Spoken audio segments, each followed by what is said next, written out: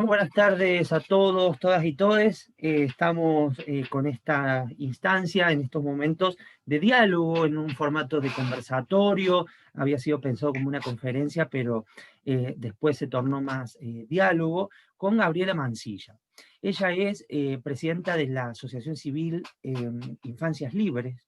Esta asociación civil nace a partir de la lucha de Gabriela por su hija Luana, que es la primera niña trans en el mundo que bajo la ley de identidad de género de la Argentina obtiene su DNI sin un proceso judicial. Bueno, ella nos va a contar un poco todo este proceso, que también lo interesante de todo esto es que se pudo hacer a partir de la experiencia de Gabriela, que es lo que nos va a compartir, un montón de trabajo, no solo con los libros, sino de visualización de un montón de realidades que creo que en este congreso, cuando hablamos de todas las infancias y todos los derechos, la presencia de Gabriela es imprescindible y urgente, diría yo.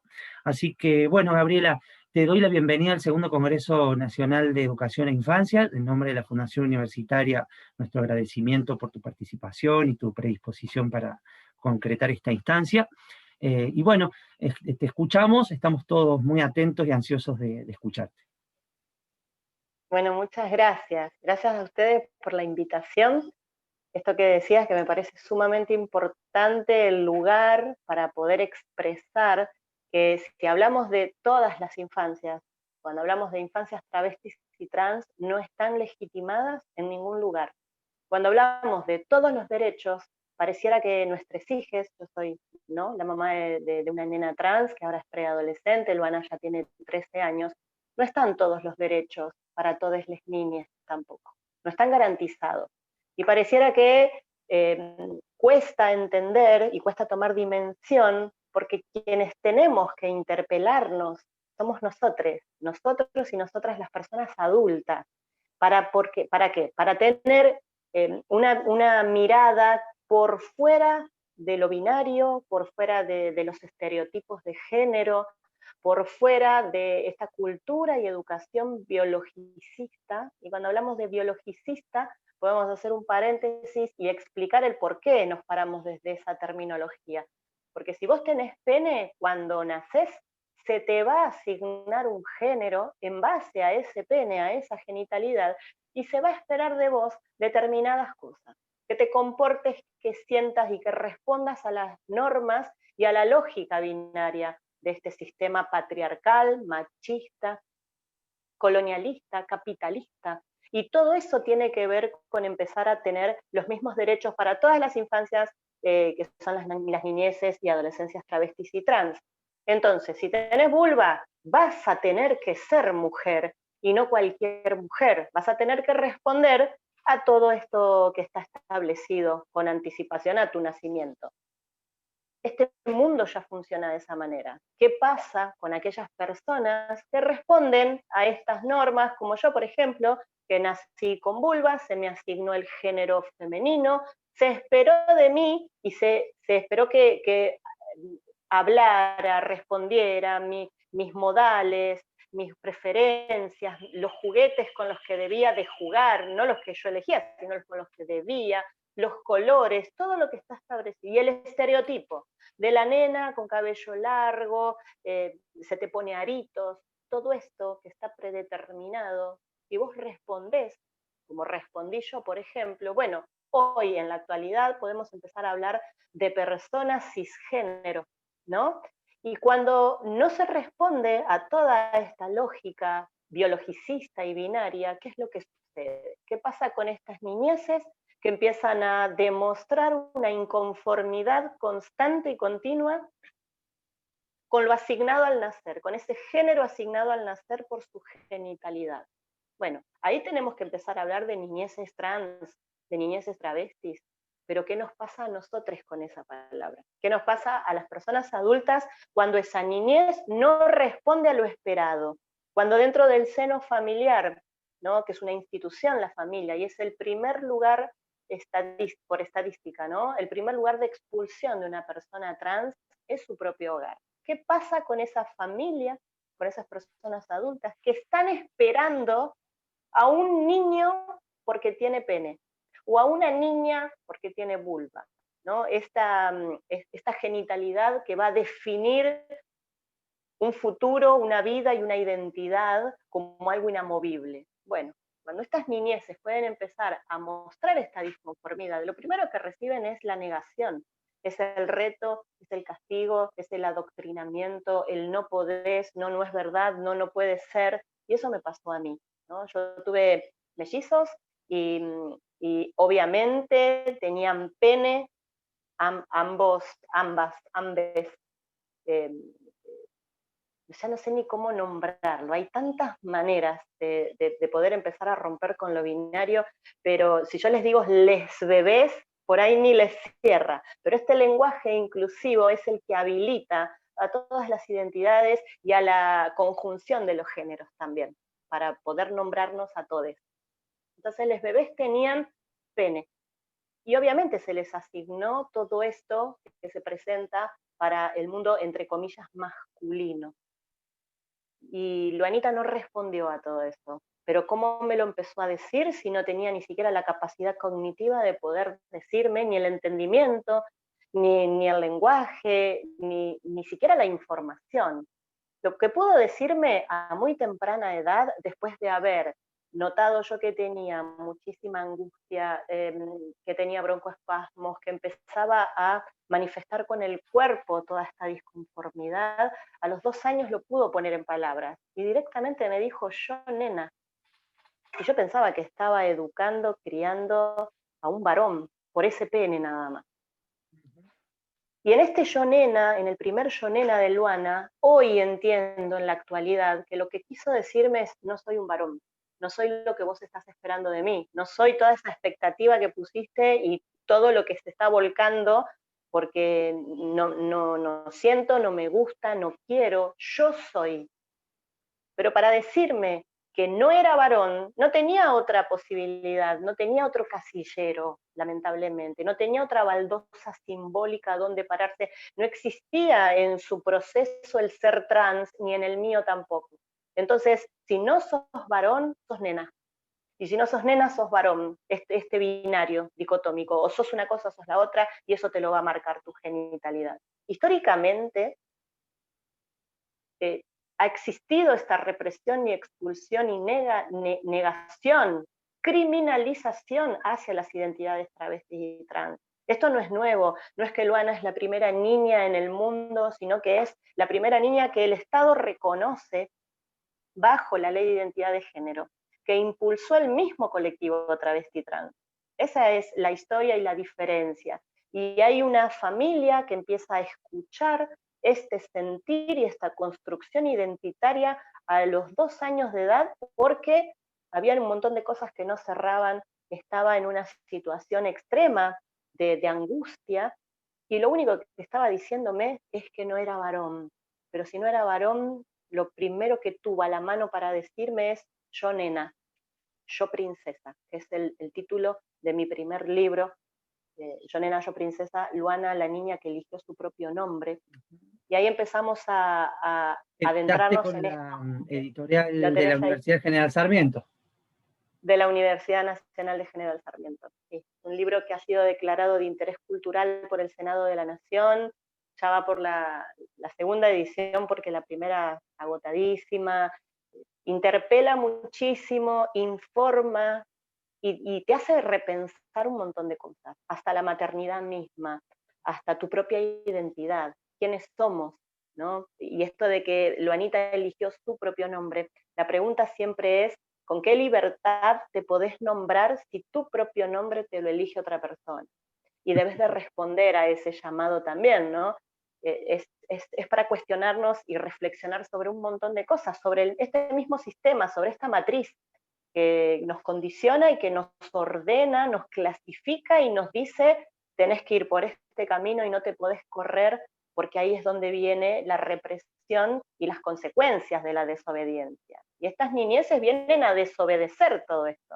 Pero estaría buenísimo que tuviesen la libertad de desobedecer. Pero ¿qué pasa cuando esa desobediencia incomoda a la familia, incomoda a la escuela, incomoda al sistema, incomoda a la sociedad, porque no están pensadas? no están deseadas, no están en la agenda emocional de la sociedad, no están en la agenda política del Estado, sino que hay una historia de crímenes de odio, hay una historia de travesticidios y transfeminicidios sociales, muertes evitables, que hoy en la actualidad, a 8 años de la ley de identidad de género, todavía siguen sucediendo. Y lo peor de todo es que ni siquiera salen en ningún medio de comunicación, y no hay un pedido de justicia, no hay un reclamo, porque la sociedad, al no tenerlas en su agenda emocional, ni siquiera las reclama. Entonces, en este grito de Luana de decir yo nena, empezó la búsqueda de saber el por qué. Mi supuesto niño me decía que era una nena, yo no tenía información, no podía entender ni siquiera qué es lo que me estaba diciendo, tenía nada más que 2 años. Estoy hablando del año 2009, hace 11 años atrás que empezamos este recorrido. Y buscando información, no la encontré acá en Argentina, sino que vi un documental de Estados Unidos donde hablaba una niña transgénero, y es ahí donde quizás la primer palabra que pude asociar a lo que Luanita le estaba pasando era esto, que era una niña transgénero. Buscando información llegamos a la comunidad homosexual argentina, y la licenciada Valeria Paván simplemente me dijo, déjala ser. Y en este déjala ser es no interfieras, no la ordenes, déjala libre. Y en este dejarla libre se va a manifestar el propio deseo. Lo que dice el artículo 2 de la Ley de Identidad de Género, que es la vivencia interna e individual del género, es como cada persona la siente. Todas las personas nos autopercibimos y nos vamos a identificar con lo que está a nuestro alcance. Y lo que está a nuestro alcance son estos estereotipos de la niña princesa con vestido con brillo rosa. Rosa, Y el siempre nene, rosa. siempre rosa, siempre sumisa, ¿no? Respondiendo a este sistema patriarcal. A Y la el espera del nene, príncipe.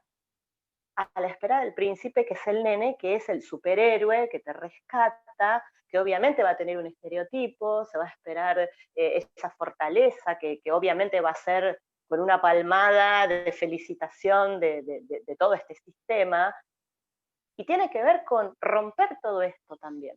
¿Cómo vamos a romper todo esto? Primero, hay información, antes no la había.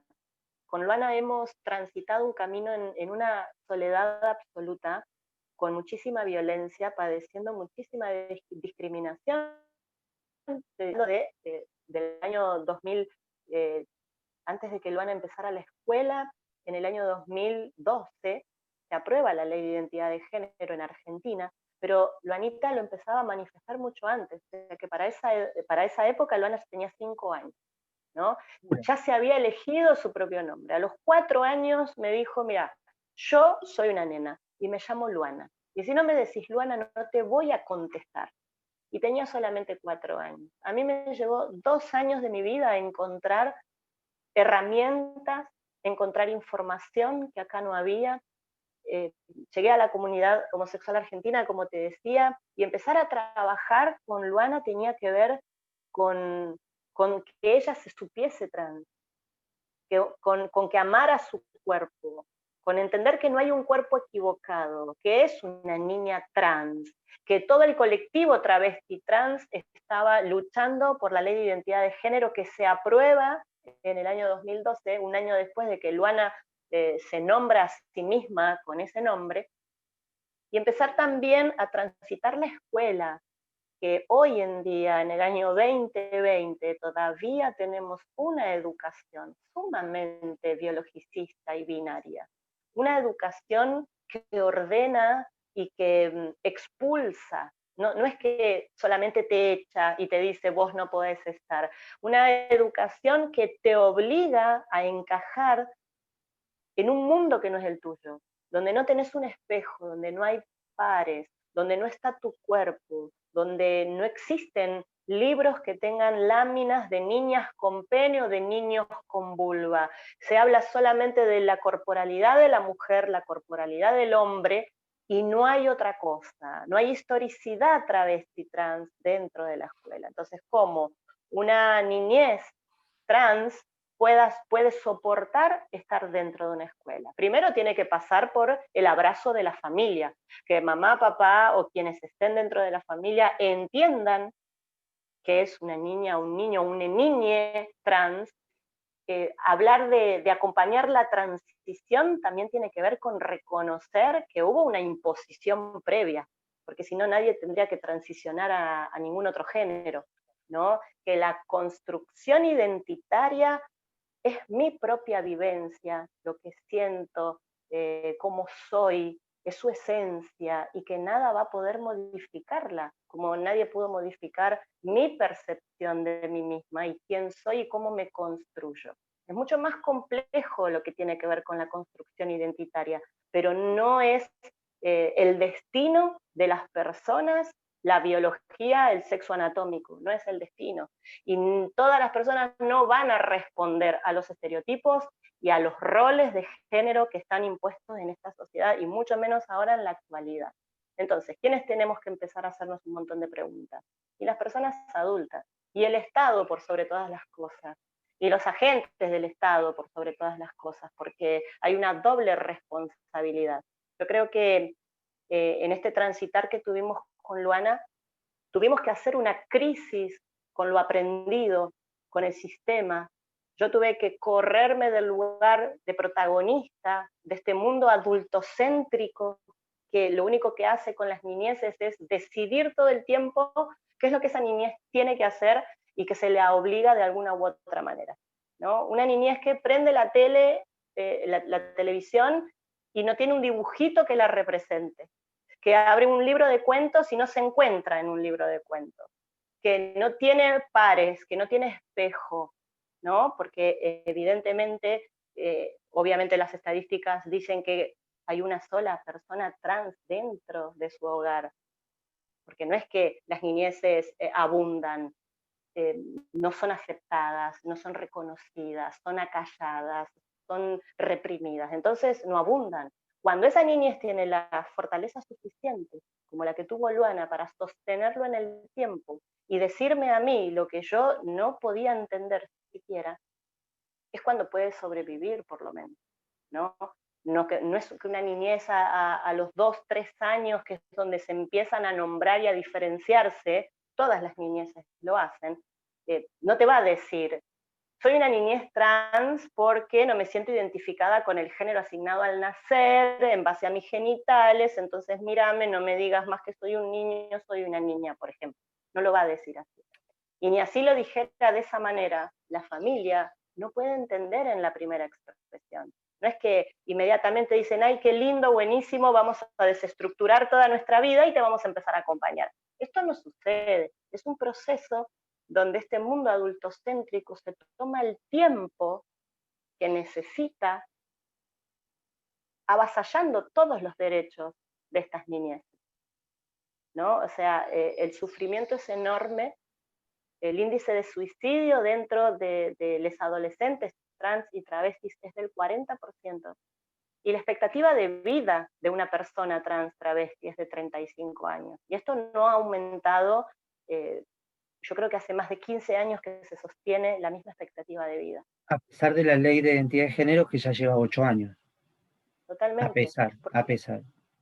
A pesar de la ley, tristemente, porque la ley ha avanzado, la ley fue de vanguardia a nivel mundial, Claro, sí. nuestra ley argentina ha sido de ejemplo para otros países para que tengan su ley de identidad de género, pero la sociedad no está avanzando a la par que avanzó la ley, por ejemplo. Entonces cae en letra muerta porque los prejuicios que tiene la sociedad, los prejuicios que tienen los profesionales, la formación que tienen los profesionales, esta formación académica tan arraigada, volvemos a lo mismo, tan binaria y biologicista, que no permite absolutamente nada. La ley de identidad de género viene a despatologizar estas identidades, cuando dentro del ambiente psicólogos, no sé, Pedagogo, psiquiatras, siguen diagnosticando, siguen viendo que ahí hay un error, que hay algo que está mal, que esa niñez quizás no es su tiempo, no puede,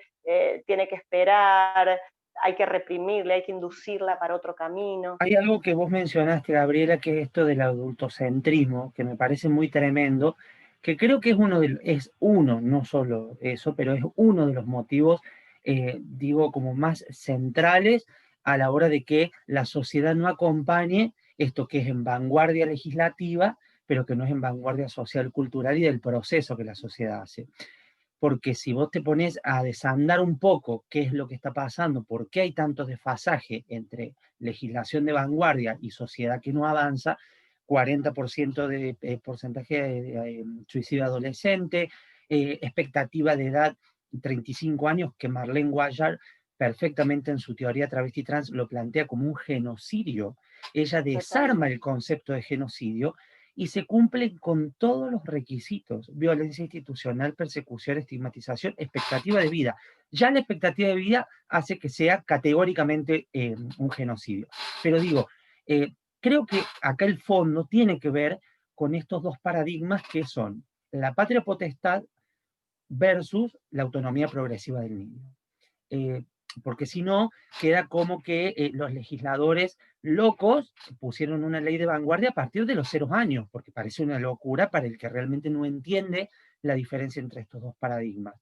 Y tampoco va a entender una madre, en el caso tuyo, que hizo el acompañamiento del proceso de su hija para que consolidara su identidad al mismo ritmo que fue consolidando teoría, militancia, paper, participación, intervención en espacios. Digo, me parece que ese es el camino que hay que desandar, porque si seguimos pensando que el niño, la niña o el niño son sujetos de decisión del adulto, casi como una especie de artículo 52 bis del Código Penal, el incapaz, y no entendemos el espíritu de la ley de identidad de género, que es la autonomía progresiva del niño, en la cual, sin ningún tipo de tribunal de salud mental, ni nada por el estilo, el niño debe ser respetado desde la edad cero cuando esboza el primer gesto de autopercepción. Y esto tiene que ser respetado por los estamentos fundamentales: la familia, la salud, el sistema de salud y la escuela, con todo lo que eso implica, ¿no? Sistema judicial también, el sistema Sistema judicial judicial, por también. supuesto. O Me sea, parece pero que esto ¿cómo es, ¿no? llegamos a eso? ¿Cómo llegamos a eso si no hay una educación? O sea, yo me voy para atrás y pienso, ¿dónde me eduqué yo? ¿Cómo me eduqué? ¿Cómo me formé? En qué sociedad viví todos esos años antes de ser mamá? Y bueno, yo no tuve esta información. Por eso siempre estamos exigiendo políticas públicas, campañas, que esto se visibilice. Por eso los libros, crear un material que no existe y que ninguna persona académica creó. Porque esto tiene que ver con los prejuicios, con la creencia, con la mochila que yo traigo a la hora de poder ejecutar todos mis saberes. ¿Por qué? Porque yo sé y estoy convencida o convencido de que si tenés pene sos varón y que si tenés vulva sos mujer. Entonces, todo lo que salga de eso no me cuadra y evidentemente tampoco tenemos una sociedad que pueda identificar la violencia porque la ha naturalizado. Entonces, ¿qué conductas? ¿Qué conductas son abusivas? ¿Cuántos abusos cometemos? ¿Cuántas violencias replicamos constantemente porque las hemos naturalizado en nosotros mismos también? Entonces, en este tiempo que cada familia o que cada persona o que cada profesional se toma para escuchar a las niñas, uno de los derechos principales de las infancias es el ser escuchada. Y acá nadie está escuchando, porque no gusta, no agrada, desestabiliza lo que te dicen, te desestructura Que y no, te aparte que no obliga se condice con los manuales de procedimientos que tiene el tal sistema. cual. No nos olvidemos que la escuela es una institución creada a finales del siglo XIX, y Gabriela hasta el día de hoy no ha tenido grandes reformas estructurales. Sigue funcionando de una forma en la que, pensaba una época en la que se estaban consolidando los estados-nación, se sigue formando en fila desde el más bajito hasta el más alto, una cosa militar. Es decir, ¿cuánto hay La que fila de desandar? dos, la fila de las nenas, la fila de los nenes. Y a mí, ¿sabes qué me pasa? Muchas veces, doy muchas charlas, hace años que estoy dando charlas y conferencias, pero me suele pasar que quizás haya una, dos, 10 personas que te digan, bueno, pero esto en mi escuela no pasa. Y pareciera que si en la escuela de algunos docentes no pasa, no pasa en ningún lado, no pasa en el mundo, ¿no? O sea, en mi escuela no pasa. Bueno, no pasa en tu escuela, que es genial, pero esto pasa en toda la sociedad y en todas las escuelas públicas y privadas del país, porque esto responde a una estructura, esto responde a esta matriz de la que estamos hablando. Entonces, qué copado y qué bueno que en esa escuela no suceda, pero eso debería de pasar en todas las escuelas del país, como la aplicación transversal de la Ley de Educación Sexual Integral. La ley tampoco se aplica, tenemos una ley maravillosa que es la ley ESI, pero hace 14 años que estamos esperando que se aplique. Cuando hablamos de niñeces y adolescencias travestis y trans, hasta nos queda corta la Ley de Educación Sexual Integral, porque volvemos a lo mismo, no están representadas sus corporalidades, no está actualizada dentro del marco de la Ley de Identidad de Género, de la Ley de Matrimonio Igualitario y de la Ley Micaela, por ejemplo. Entonces queda vieja, nos queda corta. La ESI es una frazada que queda corta y que no se ha ido actualizando a la par que se está actualizando la sociedad. Y en la sociedad no hablo de la sociedad toda, ¿no? De estas posibilidades que nos ha dado todo el colectivo travesti trans, de repensarnos, de hacernos un montón de preguntas, de darnos cuenta que toda travesti o que toda persona trans tuvo una infancia y que esa infancia fue vulnerada constantemente minuto a minuto y que ha sido expulsada. Por eso digo, todas las infancias, todos los derechos los tenemos que pensar realmente para todos, porque si no estamos pensando siempre en las niñeces que sí responden a las normas y en las que no tienen absolutamente nada. Por el simple hecho de tener una hija trans, sé que tiene una expectativa de vida de 35 años. Entonces, una cosa es el mundo académico que puede observarla, que puede verla como objeto de estudio, que la ve como un fenómeno social a investigar y a ver qué es lo que le pasa, y en realidad la mirada tiene que estar en ese mundo académico. No es lo que le pasa a una nena trans o a un niño trans, es lo que nos pasa a nosotros, con estas infancias que desobedecen, con estos cuerpos que nos vienen a incomodar, cómo me relaciono, pienso y qué me pasa a mí con una niña, pensar en una niña con pene, o pensar en un varón que tiene vulva, en un varón que va a menstruar cuando desarrolle, y que todo lo que tiene al alcance, no solo social, cultural y en educación, va a hablar de la menstruación de la mujer. ¿Cómo podemos separar la corporalidad de la construcción identitaria? ¿No? ¿Cómo podemos empezar a pensarnos desde otro lugar, responder al respeto de la subjetividad, de la construcción, de esto que voy siendo, pero libremente? Y esto no sucede, libremente no sucede. Yo no tuve una infancia libre, y ninguna persona tuvo una infancia libre ni la va a tener mientras no se modifique la estructura de esta matriz que nos viene a decir cómo tenemos que ser. Y si no, no seremos nada. No seremos nada porque no tendremos nada tampoco. A partir del DNI de Luana, que logramos este reconocimiento, que obviamente se expresa como el primer DNI en el mundo, porque Argentina fue quien tuvo la primer ley que contemplaba a los menores de edad, ¿no? Con un trámite administrativo solamente se podía recurrir a la rectificación de la partida de nacimiento y obtener después un DNI acorde a qué, acorde a su sentir, acorde a su identidad de género autopercibida, con el nombre que ella misma se había elegido, ¿no? Esto es, obviamente, es un ejemplo a nivel mundial. Ojalá que se siga replicando en muchos estados, en muchos países. Y cuando tenemos este DNI, que lo obtuvimos después de un año de luchar, porque por más que existía la ley, por más que habíamos esto que te decía, que la ley cae en letra muerta, si no se construye y se educa una sociedad con la cabeza más abierta, porque teniendo la ley, cumpliendo todos los requisitos de la ley, nos lo negaron. Y ahí, ¿qué intervino? Y bueno, el prejuicio, la desinformación y la ignorancia de quienes tenían que responder a ese pedido de reconocimiento de la identidad de Luana. Después de un año lo logramos. Cuando Luana tuvo 6 años, tuvo ese DNI. Y a partir de eso empezamos a visibilizarlo. Y fue una decisión sumamente difícil también, porque los medios de comunicación, que tampoco están preparados, empezaron a decir que yo era una loca esquizofrénica, que tenía el síndrome Acuerdo, de Munchausen, me acuerdo que porque vestías fue a tu tremendo. hijo de mujer, las cosas que han dicho, yo en ese tiempo he leído cada cosa, una locura.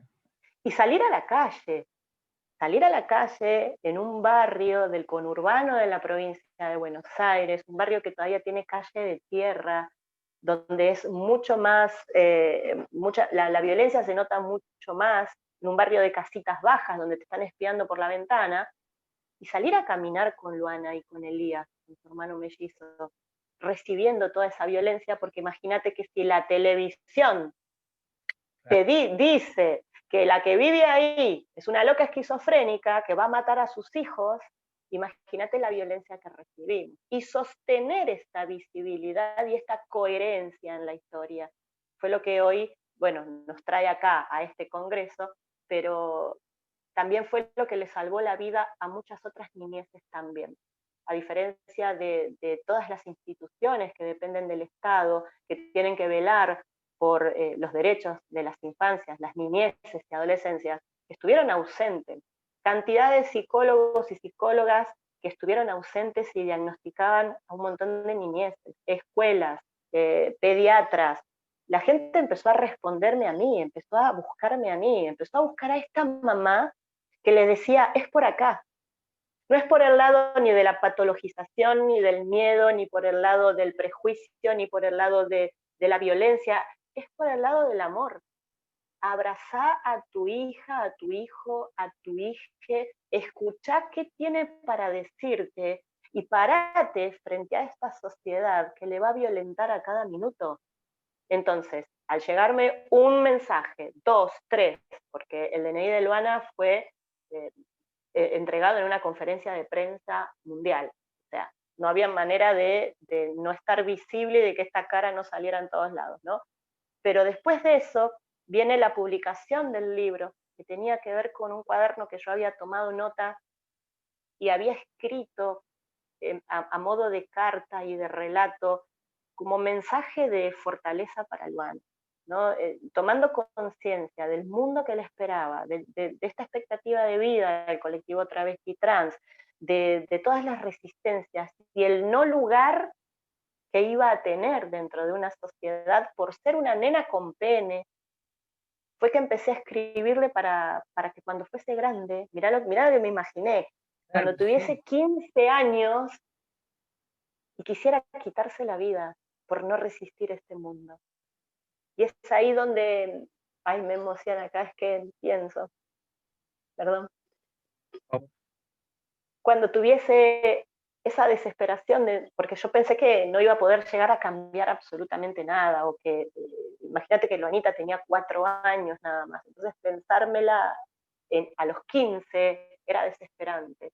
No, no ha bajado la desesperación hoy, pero hemos tenido un poco más de visibilidad y de respeto, ¿no? Esta historia se está difundiendo por muchos espacios y está siendo tomada como ejemplo para empezar a acompañar y hablar de este tema que antes no se hablaba.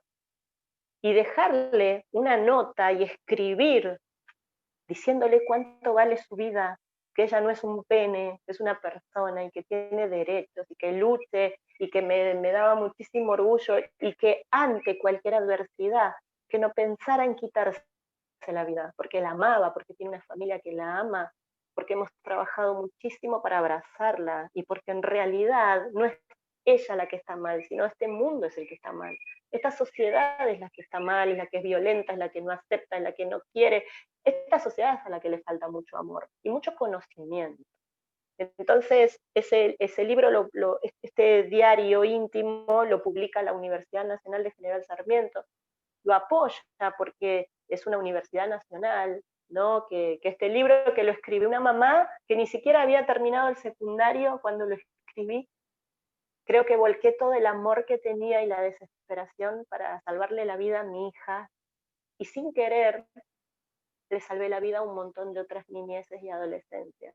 Y es ahí donde empiezan a buscarme, es ahí donde se empiezan a contactar por las redes sociales, Y no fue una familia, no fueron 5, no fueron 10 ni fueron 20. He acompañado a más de 300 familias de niñeces y adolescencias trans y travestis que no han encontrado en ningún otro lugar la respuesta que yo les di, y que es más simple de lo que todo este mundo cree.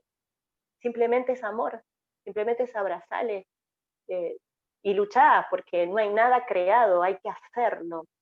Colectivizar una lucha, colectivizar la causa, hacerla parte a un montón de otras familias y entender que necesitábamos un trabajo colectivo, un trabajo de pensarnos, un trabajo que tiene que ver con salir de la zona de confort también, ¿no? Porque tenemos privilegios. Yo tengo privilegios al lado de mi hija, por el simple hecho de que yo puedo caminar por la calle, ¿no? Y no me van yo no tengo que explicar quién soy, por ejemplo. Yo no tuve que romper con la estructura, yo no tuve que ser valiente cuando tengo que ser niña, cuando tengo que ser feliz y jugar, no, tengo que ser valiente. Y enfrentar todo, enfrentar un mundo adulto que me dice, no, vos no podés, y llenarme de valor para decir, no soy lo que vos estás esperando de mí, y recibir el castigo. No tengo una expectativa de vida de 35 años. Y si me llegase a pasar algo, si obviamente con toda la violencia que tenemos un femicidio cada 30 horas en Argentina, va a haber un montón de otras feminidades que van a reclamar por mí. Por las travestis no reclama nadie más que las mismas travestis. Entonces, esta corporalidad que tengo está legitimada dentro de un contexto. La de mi hija no. Cuando en el año 2017 decido formar la Asociación Civil Infancias Libres, es porque entendí que esto era colectivo, porque cambió la mirada, y es ahí donde donde saco la Universidad Nacional de General Sarmiento, edita mi segundo libro, publica mi segundo libro, que se llama Mariposas Libres, Derecho a Vivir una Infancia Trans. Estamos hablando de esto, de que no alcanza la ley de identidad de género, no alcanza ni siquiera que la familia te abrace, porque cuando hay una compañera nuestra, Laura Salvatierra, que es mamá de otra niña trans, nos enseñó y nos dice siempre que su hija es suya y es su responsabilidad, pero cuando sale al mundo, es del mundo. Cuando su hija va a la escuela es responsabilidad de la escuela, cuando camina por la calle es responsabilidad de una sociedad que no la mira, y si la mira es para acusarla con ese dedo de vos no podés estar ahí. Entonces, cambiamos la mirada. No es lo que le pasa a las niñeces travestis y trans, es lo que le pasa a esta sociedad con estas niñeces travestis y trans. Y gracias a la visibilidad del DNI de Luana en el año 2013, hoy en el año 2020, hay cientos y cientos de niñeces y adolescencias, travestis y trans dentro de las escuelas. Y no saben qué hacer con esas niñeces. ¿Cómo fue, Gabriela, el tránsito por la escuela puntualmente? Digo, en tu relación como madre, con los directivos, con los docentes, con los padres de los compañeros, compañeras y compañeros. ¿Cómo fue ese camino? Fue y es sumamente difícil. Sí. Y no solo para mí, para todas las familias de infancias libres, porque tenés que ir. Primero tenemos la ley de identidad de género, que es la herramienta fundamental que nos dejó todo el colectivo travesti trans, ¿no? Porque nuestros hijos son hijos de la ley de identidad de género, porque nacieron con esa ley, con esa herramienta. Si la familia puede empezar a entender, bueno, imprimimos la ley y con esa ley vamos a golpear la puerta de la escuela y a exigir lo que a nuestros hijos les corresponde por derecho, por ley, porque no se pueden negar. Y no solo es que nuestros hijos estén dentro de la escuela, sino que puedan permanecer en ella. Y permanecer en una escuela que te dice, a ver, ¿a qué baño va a ir? Si tiene pene, ¿a qué baño va a ir la nena?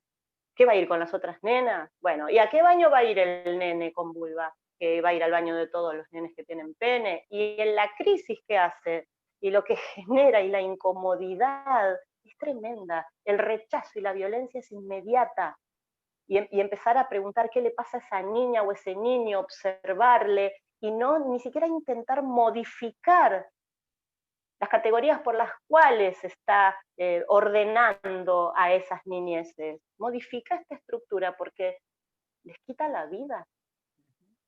Esta estructura no podemos seguir sosteniendo. Ni la sociedad, ni el Estado, ni los profesionales, ni ninguna persona que se llame persona y que tenga, no sé, rasgos de ser humano, seguir sosteniendo este sistema de exclusión, de persecución, de criminalización y de violencia constante, porque lleva a la muerte por suicidio o a la muerte por asesinato, por crímenes de odio.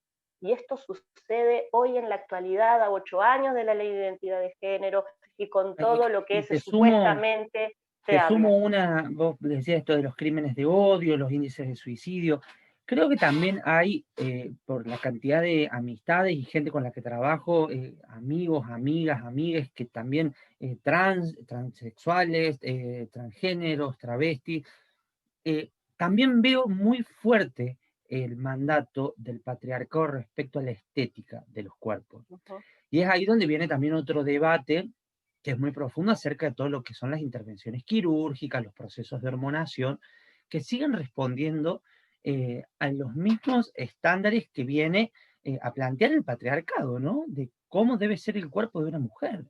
Entonces, si uno se pone a ver la suma y el combo explosivo que es muchas veces la marginación, la pobreza, no te permite acceder a tratamientos de calidad y terminan inyectándose aceites de avión. Amigas mías les ha pasado que a los años terminan bajándoseles a las rodillas, a los pies, no pueden caminar, terminan con muletas. Es decir, cuando hablamos de esta expectativa de vida de 35 años, cuando hablamos de estos índices de suicidio, estamos hablando de mucho más que estos índices puntuales, es decir, de una cosa patriarcal, heteronormativa también, ¿no? De decir, cómo debe ser estéticamente el cuerpo de una mujer.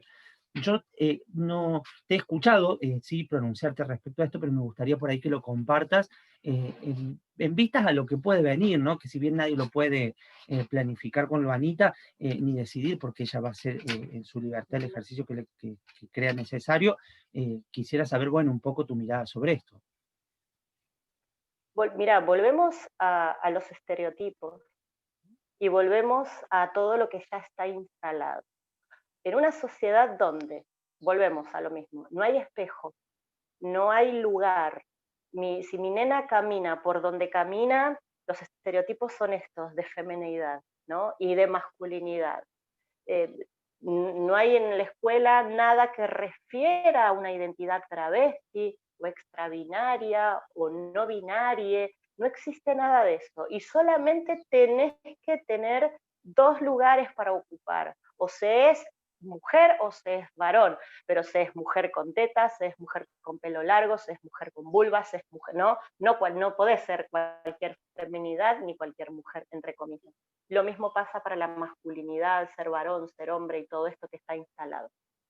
Todo esto lo vienen viendo y vienen conviviendo con esto desde el día cero, como estábamos hablando. Entonces vos creces en un mundo, mi hija crece en un mundo de princesas rosas, y cuando empieza la etapa de la pubertad y del desarrollo hormonal, obviamente que va a desarrollar caracteres sexuales secundarios acorde a qué, acorde a las hormonas que tiene, acorde a este cuerpo XX, acorde a este cuerpo XY. Y estamos no hablando hasta ahora de los cuerpos XXY, ¿no? De las corporalidades intersexuales. Bueno, cuando hablamos de esto, evidentemente tenemos tan arraigado que las características de la corporalidad de un varón deben de ser tales.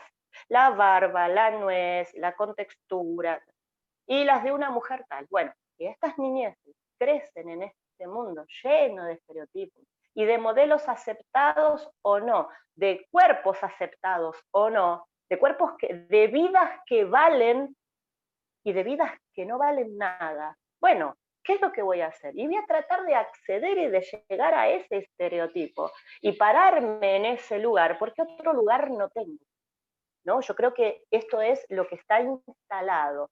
Esto tiene que ver también con la propia construcción, con como une una o uno quiera verse, disfrutarse, sentirse, vivirse. Es tan personal, pero a la vez hay un sistema que te oprime y que te obliga.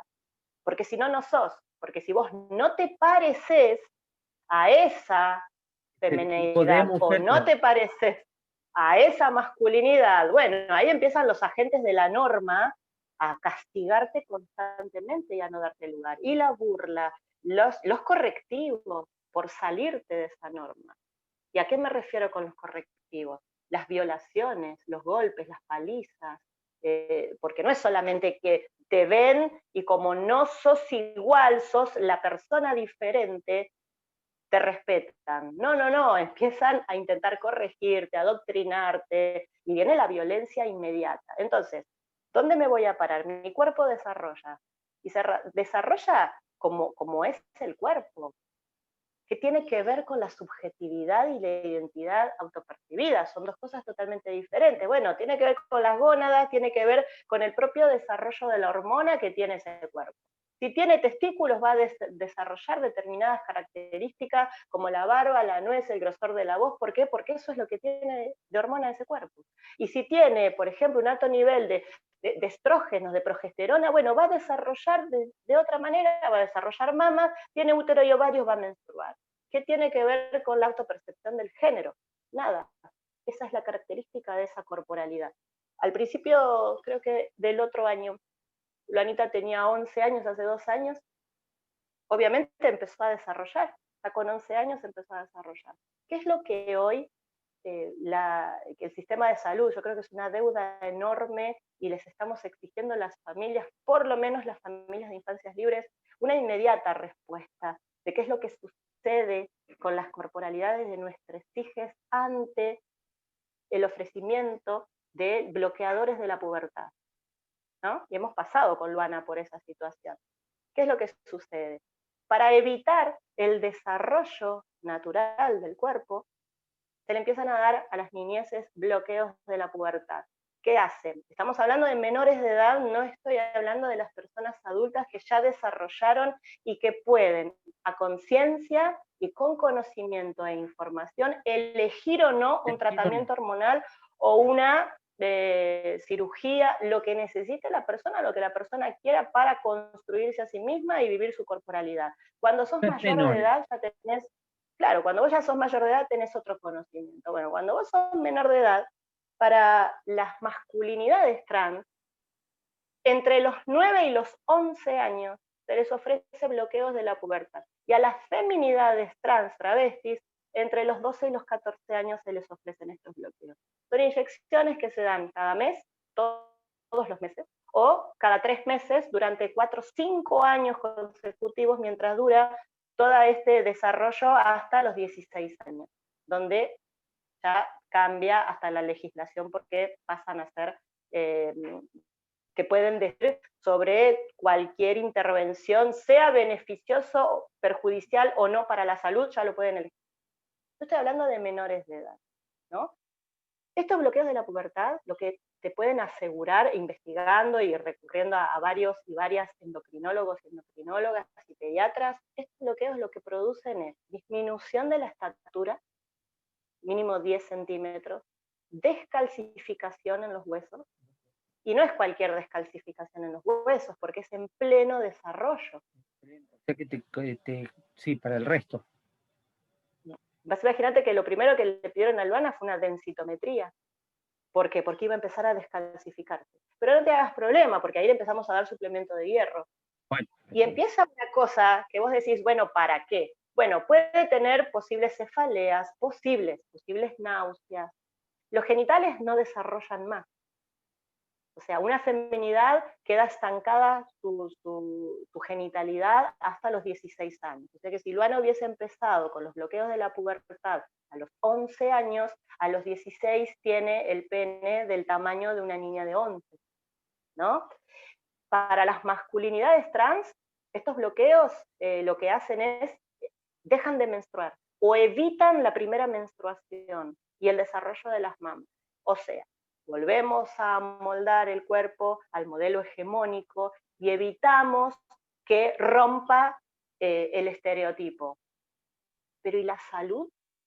Porque si yo me pongo a pensar que sostienen obviamente que es inocuo, que esto no pasa nada, claro, porque quien se descalcifica no son sus hijos ni sus hijas, sino son los nuestros. Entonces, es muy fácil cuando hay un profesional del otro lado que te dice, te va a pasar esto, te va a pasar lo otro, pero con una distancia tan grande que nosotras, las familias, necesitamos otra clase de respuesta. O sea, si vos me decís que mi hija, para no parecerse a un supuesto varón, porque así la lee la sociedad, no porque lo sea, sino porque así la lee y va a recibir menos violencia, se va a empezar a descalcificar a los 11 años, ¿cómo va a llegar a los 22, 23 años?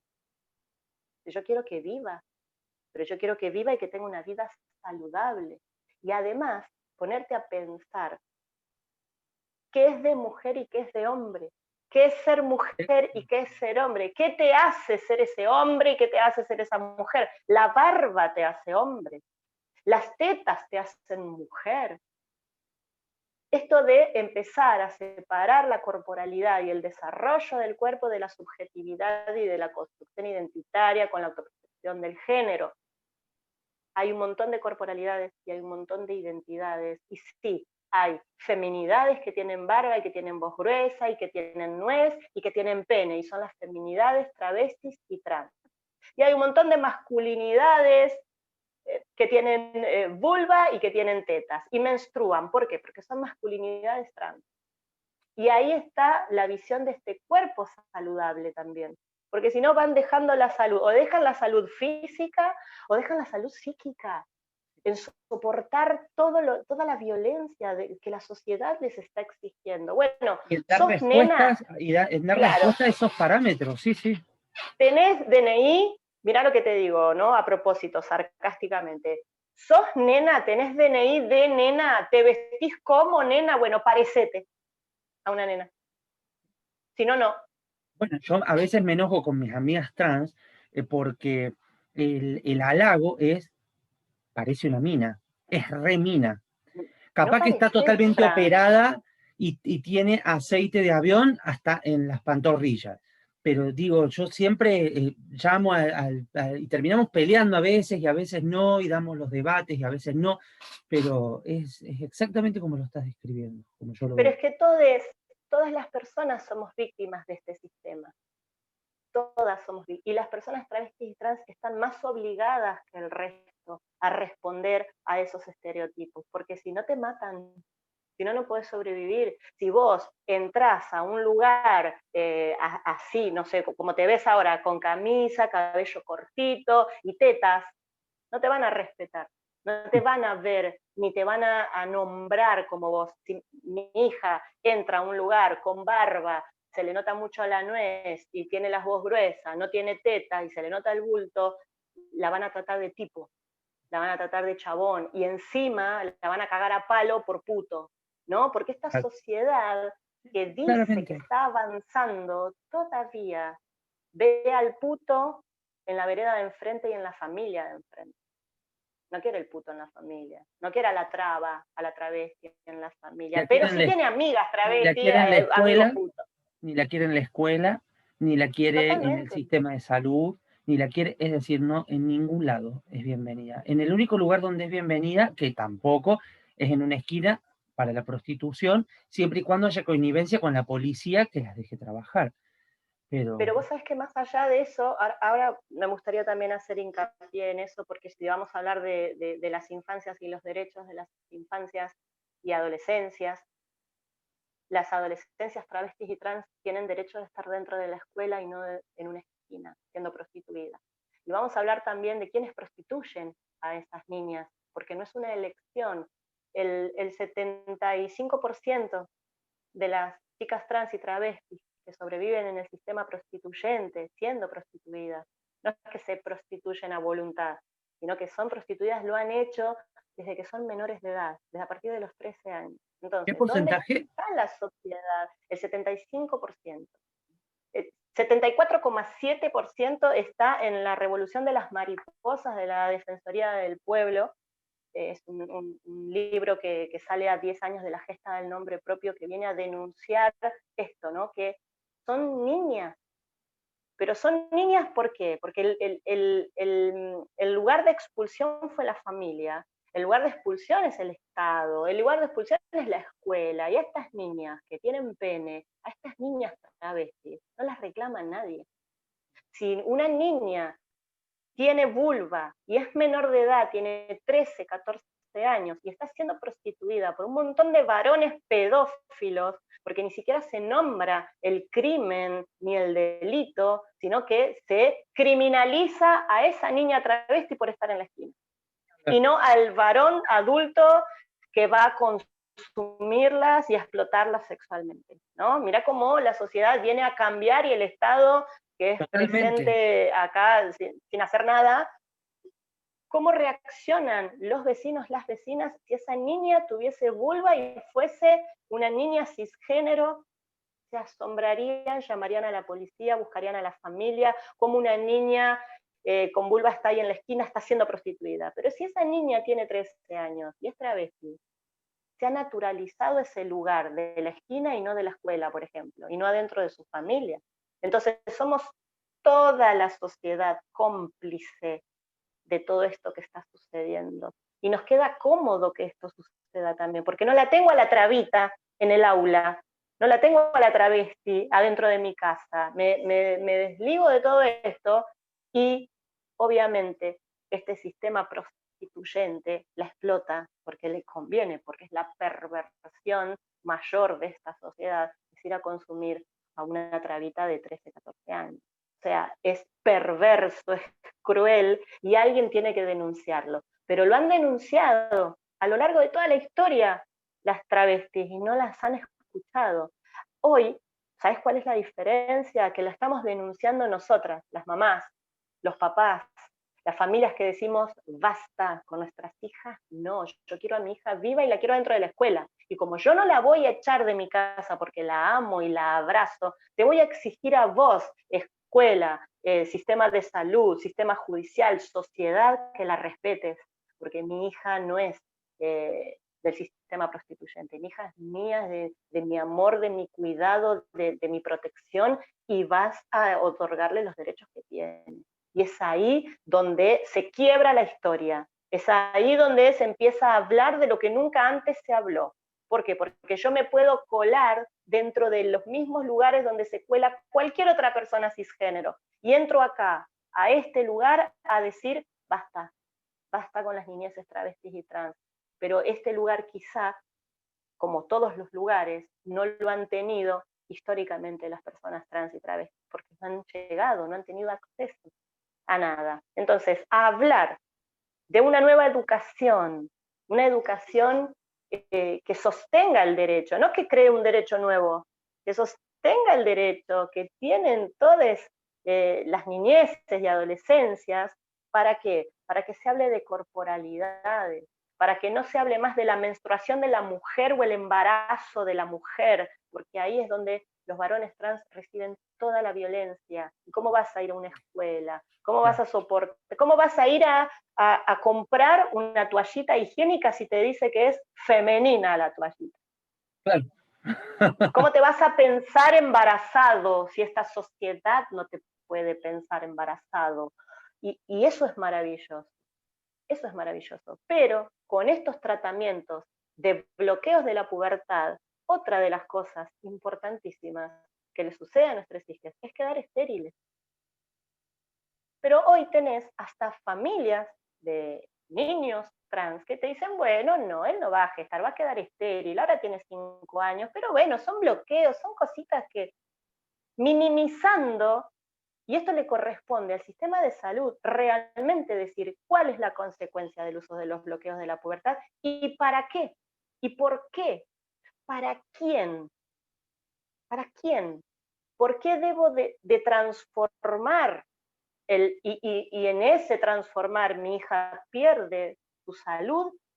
¿Para qué? Para que no se parezca, para que no se parezca. Para que ¿Y no se con parezca. qué edad deben de decidir?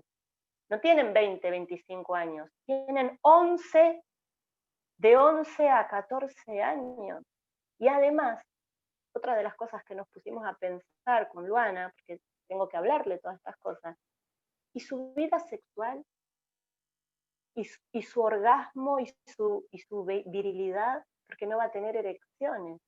Porque también tenemos que tomar decisiones, y ella tiene que tomar decisiones mucho antes de saber cómo vivir su sexualidad, qué va a pasar con su pene, si va a tener un orgasmo, si no va a tenerlo, si puede disfrutar una relación sexual, si puede disfrutar de su cuerpo, pero antes está negado, antes está criminalizado, está señalado, está prohibido, está equivocado, no puede ser. Entonces cuando empezamos a pensar, obviamente que se va a hacer lo que Luana decida.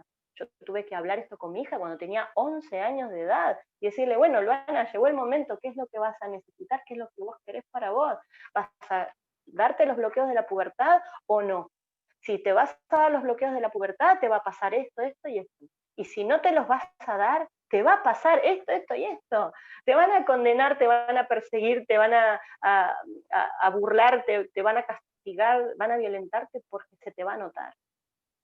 Eso otra vez. O sea, trabajar el orgullo de ser quien sos, eso es lo que hacemos en Infancias Libres. Trabajar esta identidad trans y travesti, trabajar esta diferencia maravillosa porque somos todos diferentes, maravillosamente diversos, diversas, y que no hay nada de malo en ello.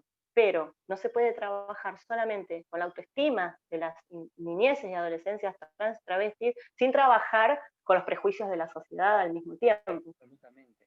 Porque de Y eso prejuicio es una también, política de Estado. totalmente, porque aparte de prejuicio y de moral, termina transformándose digo, en praxis concretas desde el sistema de salud, desde el sistema judicial, desde el sistema educativo, es decir, desde todos los estamentos que debieran tener a la persona, cualquiera sea su identidad, su autopercepción, primero como sujeto de derecho, primero como sujeto de derecho.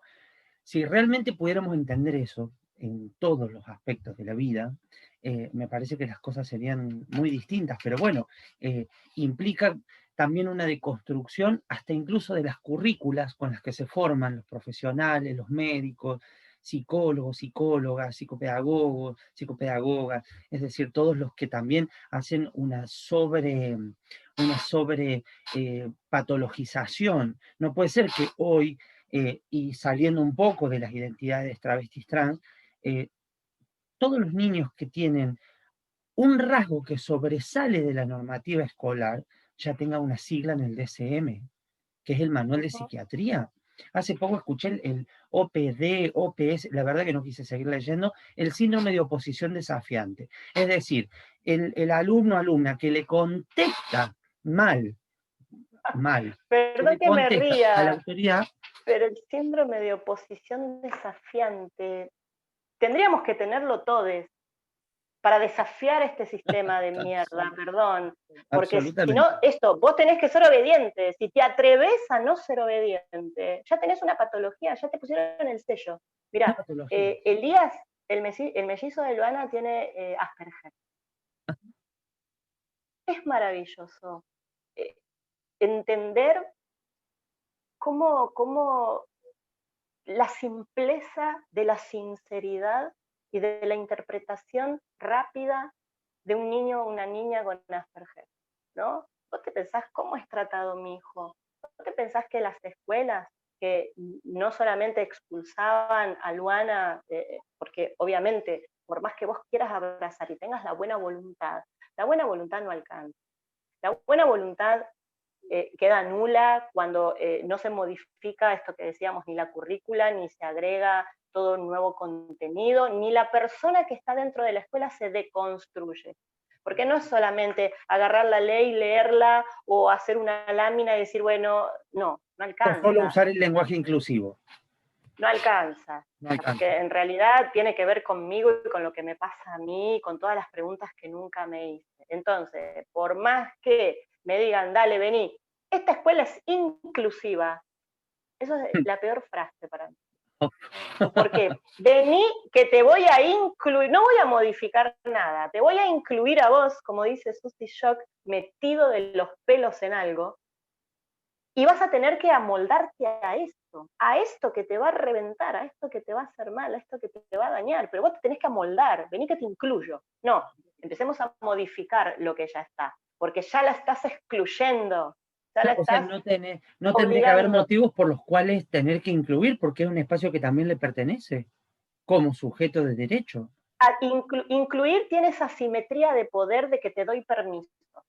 Yo Absolutamente. te dejo entrar, pero te Por, dejo e- entrar a mi por mundo. eso Susie Shock se revela y te devuelvo otra cita de Susie Shock que dice que otros sean lo normal. Que otros eh, sean que normales. otros sean lo normal.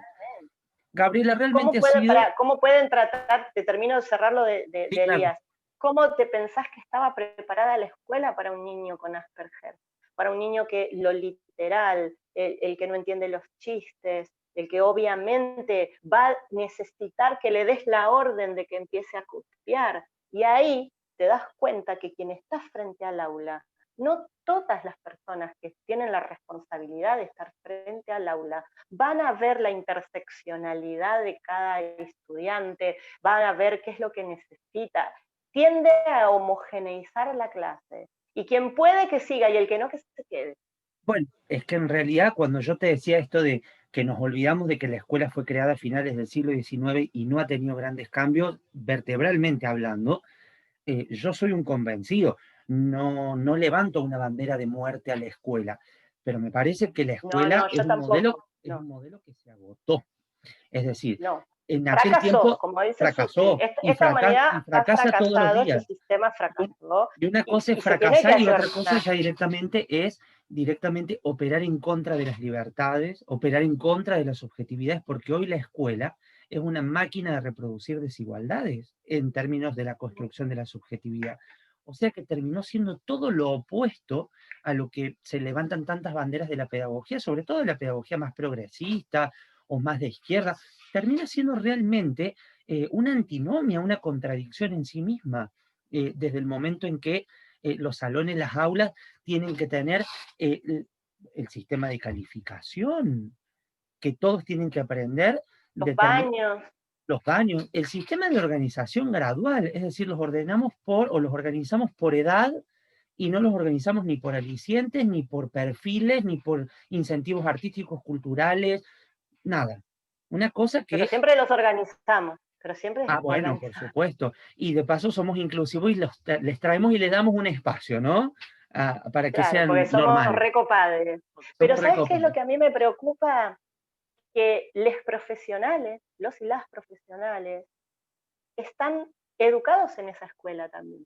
Porque no es que cuando llegan a la universidad o se reciben, están en una facultad, se olvidan de todo este paso por la escuela, desde el nivel inicial, primario y secundario. Bueno, ¿cómo rompes con eso? Tienen que hacer crisis con esa academia, tienen que hacer crisis con lo aprendido y con todos los saberes que tienen, porque se los tienen que volver a pensar, lo tienen que hacer y salir de esa zona de confort, reconocer tu privilegio y lidiar con todo esto, porque estas niñeces te obligan a desobedecer también.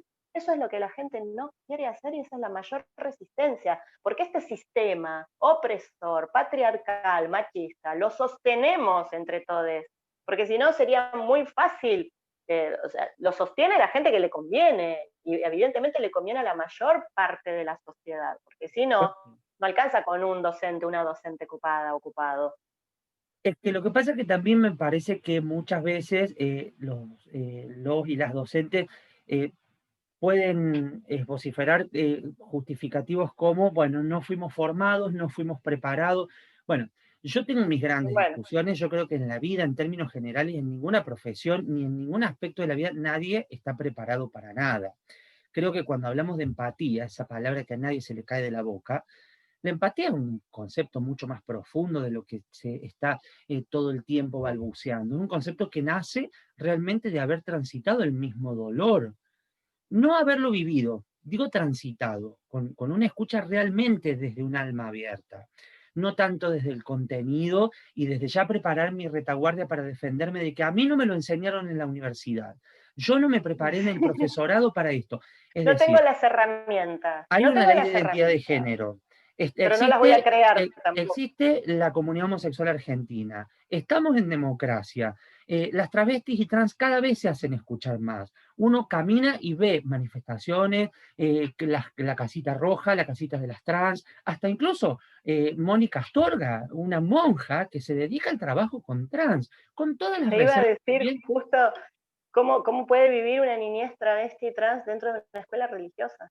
Bueno, no, y eso justo, es... mira, me nombras, porque estamos hablando de escuelas estatales, escuelas privadas, pero también estamos hablando de escuelas religiosas. Cómo esa niñez puede sobrevivir y quiénes están para protegerle y para defenderle dentro de estas escuelas, que ni siquiera hay ESI, sino que hay educación para el amor. ¿Dónde está el Estado? ¿Dónde está lo que debería de existir? ¿Dónde está esa sanción cuando es vulnerado el derecho de una niñez? ¿Dónde estamos? ¿Dónde estamos como sociedad? Acá lo que hace falta, además de la empatía, es la necesidad de hablar de esto y de la urgencia. Si yo no tengo la necesidad porque no tengo una hija trans, bueno, la verdad, me voy a tomar todo el tiempo que quiera. Y si no tengo la urgencia de hacerlo porque mi hija me está mirando y tiene que salir a la calle y la van a matar, por ser travesti la van a matar, no por otra cosa, No por la otra van cosa. a matar por ser travesti, bueno, si no tengo la urgencia, ¿sabes qué tengo? Mira, como no tengo hija trans, tengo un alumno, un estudiante trans, bueno, me tomo el tiempo. Tengo un paciente trans, bueno, me tomo el tiempo, porque no me está tocando a mí esta urgencia y esta necesidad que tenemos las familias de niñeces y adolescencias travestis trans, no la tiene el resto de la sociedad ni de las instituciones. Entonces, hasta que no se logre la urgencia y la necesidad, no va a haber modificaciones. Y si va a haber modificaciones, va a haber a largo plazo. Y en ese largo plazo mueren, las matan, se quitan la vida, las violan, no tienen lugar, Las pierden prostituyen, las absolutamente hacen todo. adictas, las hacen el último eslabón de la cadena del narcotráfico. O sea, realmente eh, la, el genocidio del que habla Marlene Guayar me parece tan lúcida su teoría, que de hecho su libro se llama Teoría Travesti Trans, una teoría lo suficientemente buena, me parece muy atinado el título, porque realmente es un genocidio. Hay un fiscal, no recuerdo ahora el nombre, yo lo escuché en una conferencia en la Cámara de Diputados de la Nación, él estuvo a cargo de poder demostrar cómo estas travestis narcomenudeantes que estaban condenadas, en realidad no eran delincuentes, sino que eran víctimas, y eran el último eslabón de esa cadena de narcotráfico. Lo pudo demostrar, pero con una precisión quirúrgica y una narración y muestra de hechos realmente alucinante. Pero digo, ¿cuántas formas de matarlas, no? Porque la que zafa o le que zafa de este índice del 40% de suicidio en la adolescencia, o sí también la que zafa de los 35 para arriba, que algunas zafan, las El están, 1% llega a la vejez. no voy a El decir las están 1%. Yo matando, tengo... las estamos matando de otras formas. El cupo laboral, esto que vos decís, que no se note, el cupo laboral trans, vos llevas tu currículum y a veces están muy formadas, y a veces no están formadas y tienen el derecho a un trabajo digno, pero esto del que se note en una casa de ropa, en una peluquería, ¿de cuántas formas más las vamos a seguir matando? Subiendo al colectivo, subiendo al colectivo. Y además pensar, yo me pongo a pensar, ¿no? Yo por ser una feminidad cisgénero, yo no tengo el 1% de posibilidad de tener un trabajo. Mi hija sí. O sea, mirá qué desigualdad cuando intentamos crear y tener igualdad. Bueno, el resto de la población cisgénero, que aquella persona que coincide su autopercepción de género con el género asignado al nacer por su genitalidad, tiene derecho no solo a estudiar, sino a cualquier trabajo. Pero las personas travestis y trans, después de una incansable lucha de nuestra compañera Diana Zacayán, que fue asesinada, que fue víctima de un travesticidio, y gracias a ella que hoy se puede hablar de cupo laboral travesti trans, solamente tienen el 1% de acceso. Decime si eso no es una sociedad desigual. Pero a quién le importa. El tema es que también mi hija pueda ir al supermercado y ver a una cajera travesti, que vaya a la farmacia y vea a una cajera o a una farmacéutica travesti, que sea una pediatra la travesti, que no sé, que la lleve a, no sé, que una enfermera que le saque sangre o que le ponga, no sé, la inyección de, ¿cómo se llama?, las vacunas, sea Y travesti. que se note o no se note. Ese es el tema. Tiene que ver con el miedo y la resistencia, miedo y resistencia y con el nivel de odio que hay en esta sociedad. Y no lo vamos a cambiar sino con la educación y con formar una nueva sociedad. Cuando hablo de formar, digo desde el jardín de infantes, donde niñitos y niñitas convivan, socialicen y además sepan que hay distintas corporalidades y que quizás su compañerita es trans, que su compañerito es trans, que ellos no lo son, que esto, empezar a formar, porque si solamente vamos a poner la mirada en esta niñez o adolescencia que viene a desobedecer adentro de la escuela, por ejemplo, no tenemos la mirada en el resto de los compañeros y compañeras que clase de educación tienen y a su vez sus familias. Porque Luanita en este momento es la única chica trans dentro de la escuela visible, porque me animo a decir que debe haber un montón más, ¿no? Pero dentro del aula, cuando empezó este año de pandemia, que tuvieron solamente una semana de clases, Luana empezó primer año de la secundaria. Y dentro de su curso Claro, ya está grande. Yo todavía sigo con mi imagen de cuando leí por primera vez Niñez Trans y para mí sigue siendo de 4. Pero se nos fue la vida, se nos está, mirá qué cantidad de años hablando y reclamando lo mismo, mientras la sociedad se toma el tiempo. Cuando nos dicen, ay, pero estos cambios culturales, Gabriela, en la humanidad, llevan décadas, cientos de años, pará, porque es la vida de mi hija, no de la tuya, porque es nuestra vida donde yo ni siquiera he podido descansar un solo día ni dormir tranquila un solo día, sabiendo qué clase de sociedad es la que está ahí afuera cruzando la puerta de mi casa.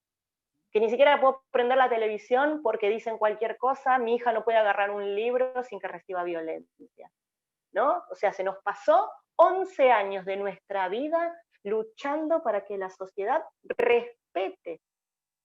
Y todavía no lo hemos logrado, estamos en el intento. Y cuando quiera acordar, Luana va a tener 30 años. ¿Y qué es lo que va a suceder? ¿Vamos a estar pidiendo exactamente lo mismo? Bueno, tenemos que empezar a tener la responsabilidad también. Porque yo creo que no es solamente mi responsabilidad de salir a militar, de hacerlo porque tengo una hija trans. Es responsabilidad de toda la sociedad.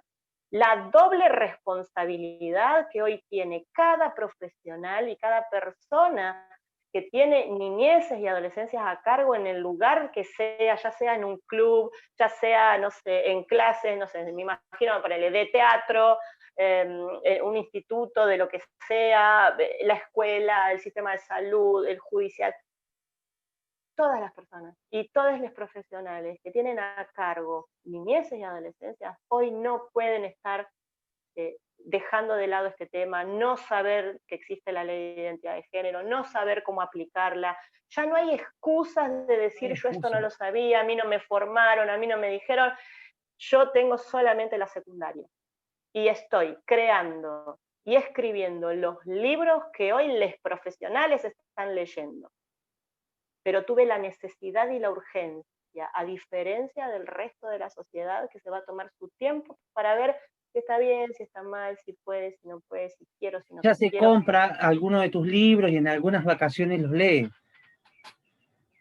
Pero vos sabés qué me pasa, y me ha pasado mucho, que personas y profesionales que han leído mi libro lo han tomado como esto, con esta distancia de le pasó a Gabriela.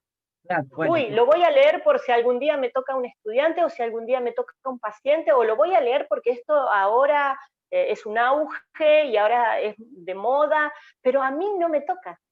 Mi hija no, mi hijo no, y la visto como princesa y lo he visto como superhéroe, y si estoy embarazada espero un varón o espero una nena, y no importa lo que leí en el libro. Esto le pasó a Gabriela Mantilla, no a mí.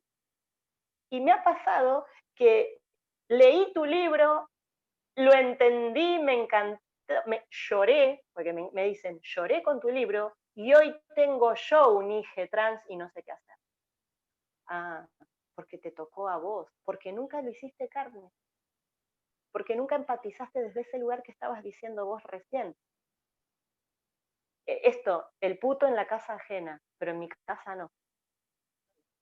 Pero yo no soy transodiante, pero bueno, la travesti enfrente, en el Ay, barrio. No, qué, no mi qué hija, no con delgada la mi línea. hijo.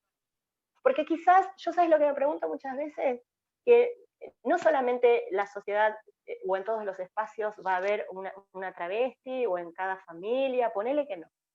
Pero ¿qué va a pasar con la familia del novio de Luana? Porque Luana por ahora manifiesta tener una Estás orientación pensando sexual lo mismo. heterosexual y obviamente se enamora de algún chico.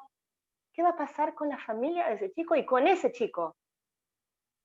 ¿No? Cuando Luanita venga y me diga, bueno, ojalá me diga tengo novio, porque esa persona se va a enamorar de Luana por lo que es Luana y la va a tener que amar por ser travesti, se va a tener que enamorar de una travesti.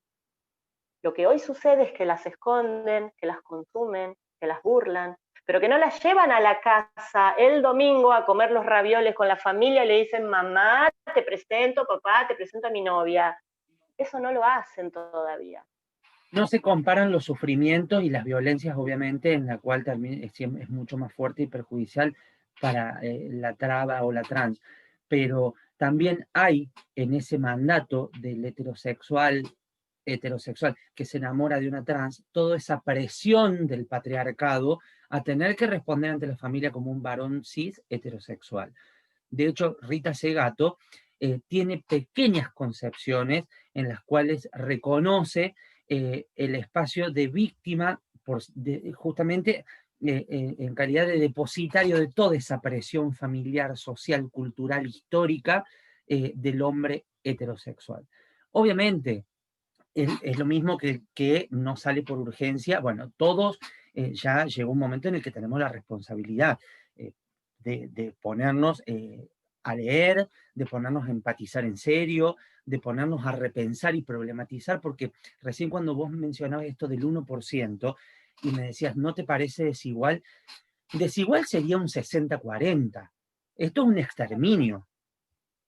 Esto ya no es desigual. Esto es una guerra que se está perdiendo y que se va ganando a costa de militancia y 11 años en los cuales, bueno, ¿y qué frutos después de 11 años? Y raja el alma, porque me imagino que así debe ser, ¿no?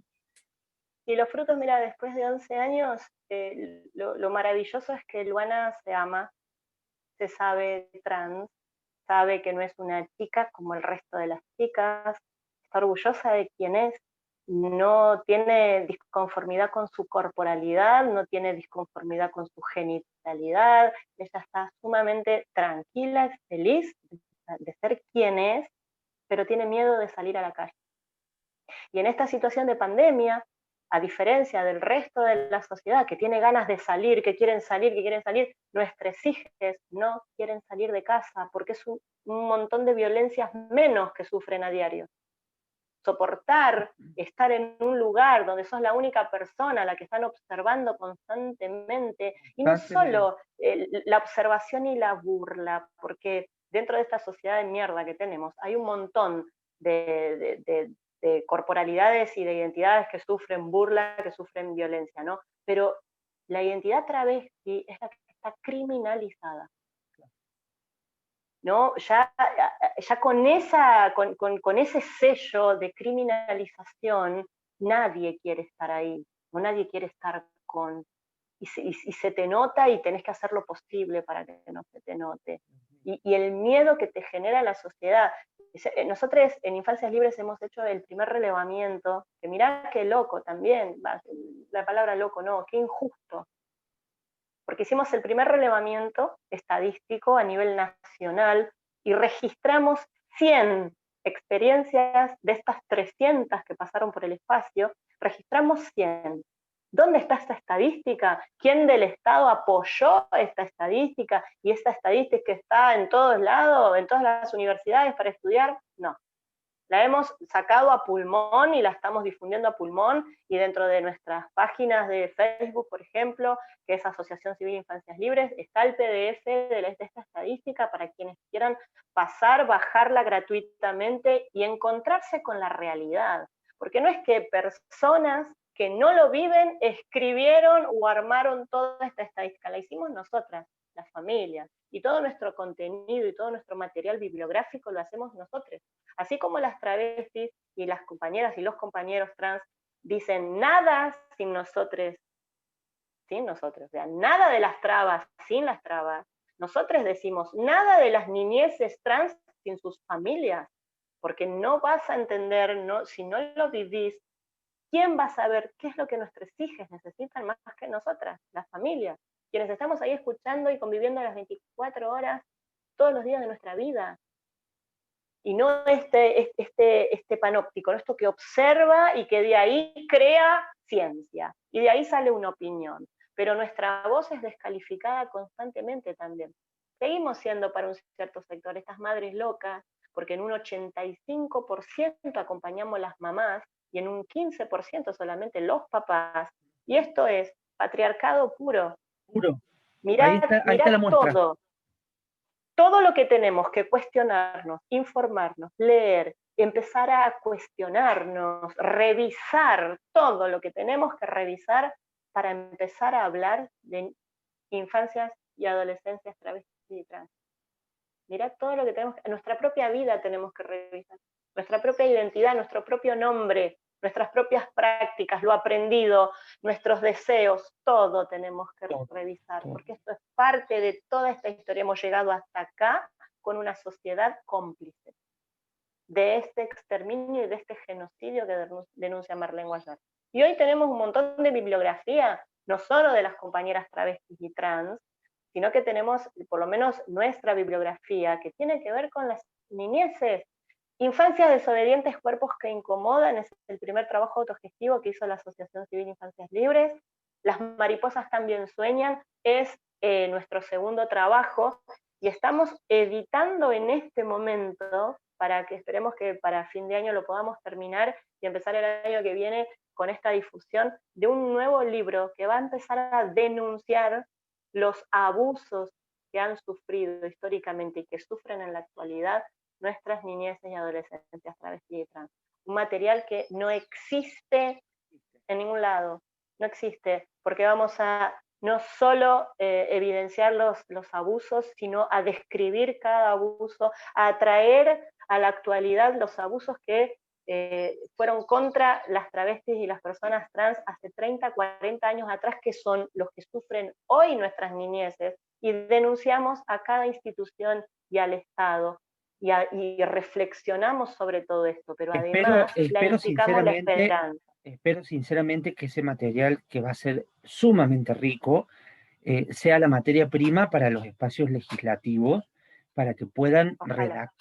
redactar más leyes y más legislación específica sobre esto, porque sí, la ley de identidad de género, vanguardia en el mundo, estamos todos de acuerdo, pero ahora hay que empezar a afilar porque los distintos tipos de violencia deben ser tipificadas, deben ser condenadas, deben estipularse las condenas, deben activarse incluso hasta nuevos organismos para la intervención, la investigación, la prevención. Es decir, porque esto no, las asociaciones, las fundaciones, nosotros somos una fundación, podemos hacer mucho en términos de militancia, de investigación, pero hasta que los poderes del Estado no tomen las riendas, las decisiones, no legislen, no pongan los fondos necesarios para que se creen los organismos para trabajar todos estos temas, y bueno, se va a avanzar a paso muy lento y vamos a seguir viendo pasar los años. La formación es importantísima, y la bajada, digo bajada de línea, no queda prolijo, pero esta construcción desde el Estado, porque yo puedo sacar la cantidad de material, pero no soy el Estado. En cambio, con la obligación de capacitaciones, con campañas, formando mira, vos imaginate cómo le puede ir a mi hija y a todas las niñeces travestis y trans que conozco en una consulta pediátrica. Y te doy un ejemplo. Una niña de la asociación tuvo una inflamación en el testículo. Tiene su DNI, que vamos a ponerle, no sé, ponerle María. Tiene, ay, qué feo, no, perdón, no es porque sea feo el nombre de María, me hizo acordar mucho a la Santísima. Sofía. Entonces Sofía va con su DNI, con su mamá, con una inflamación de testículo. 10 pediatras, 10. Y pasó de un centro al otro, de un centro al otro, hasta que terminó en un hospital público y había junta médica, porque ¿cómo podía ser que Sofía tuviese inflamación de testículo?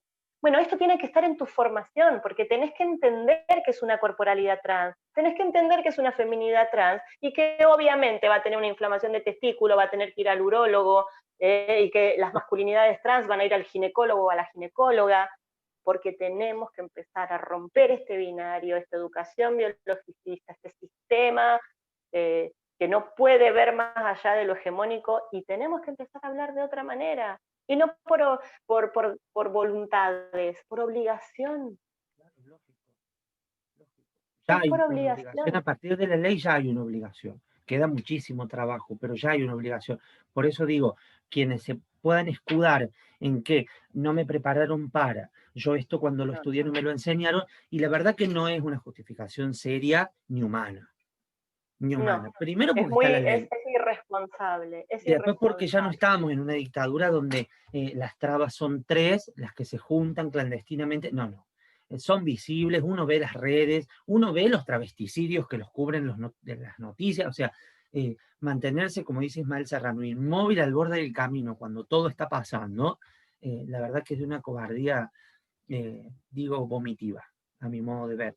Y más aún en el sistema educativo, donde cuando se inicia es justamente porque se supone que hay una vocación de empezar un cambio del mundo a partir desde la infancia, ¿no?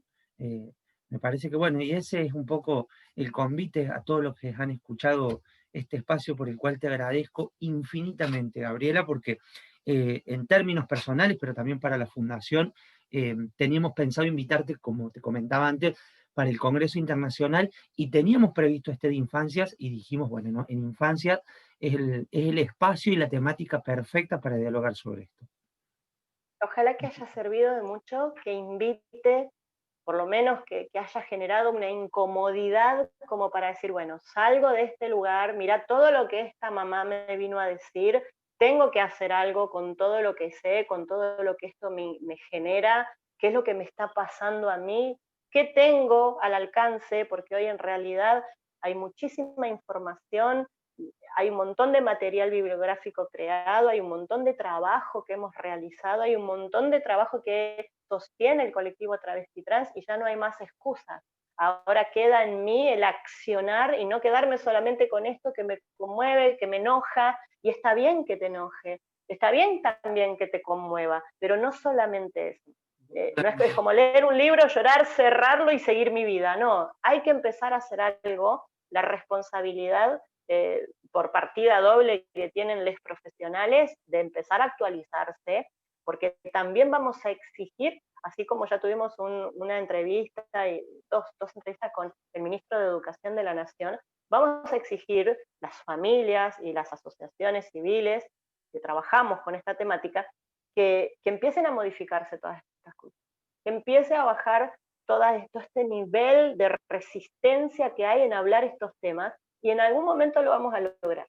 Y vamos a lograr también la sanción para quienes no, para quienes infrinjan la ley, para quienes no garanticen los derechos ni respeten los derechos de las niñas, es porque, a diferencia del colectivo trans, travesti, adulto, estas infancias y adolescencias travestis y trans no están solas, están con su familia.